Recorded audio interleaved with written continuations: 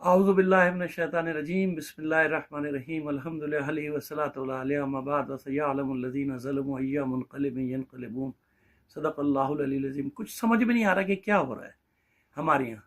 ایک طرف خواتین کے حقوق کی بات کی جاتی ہے، ان کے احترام کی بات کی جاتی ہے، اور کس طرح توہین کی جا رہی ہے سڑکوں کے اوپر خواتین اور بچوں کی۔ یار کوئی خدا کا خوف ہے؟ کیا کرنے جا رہے ہو تم لوگ؟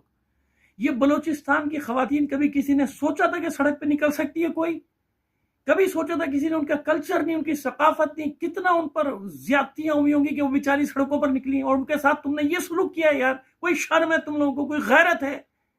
کس طرح کے لوگ ہو تم؟ پورے پاکستان میں تباہی مچائی ہوئی ہے، تم لوگوں نے بیڑا غرق کیا ہوا ہے۔ خواتین کو نہیں دیکھ رہے ہو، بچوں کو نہیں دیکھ رہے ہو، کسی کو نہیں دیکھ رہے ہو۔ یار کسی کی آواز سننے کو تم لوگ تیار نہیں ہو۔ کوئی ذرا سی ریسسٹنس کرتا ہے، کوئی ذرا سی بات کرتا ہے، تم اس کے بعد چڑھ جاتے، اس کے بعد چڑھ دوڑتے، اس کو تباہ کر دو، اس کو برباد کر دو، اس کے خاندان کو برباد کر دو۔ کیسے لوگ ہو تم یار؟ کیا چاہتے ہو اس ملک کے ساتھ؟ کیا کرنا چاہتے ہو؟ پہلے پرسوں تم نے وہاں سریاب میں 2-3 دن پہلے سب کیا، کل کراچی میں تم نے عورتوں کی توہین کی سڑکوں پر۔ کدھر ہیں یہ سیاسی پارٹیاں، یہ بے غیرت سیاستدان سارے، یہ جو اپنے آپ کو بڑا چیمپئن کہتے ہیں خواتین کے حقوق کا؟ ریلیاں نکالتی ہیں خواتین، مارچ کرتی ہیں خواتین، اور ساری پارٹیاں جتنی بھی سیاسی پارٹیاں سب شور مچا رہی، خواتین خواتین خواتین۔ کیا ہو رہا ہے یہ اس ملک کے اندر؟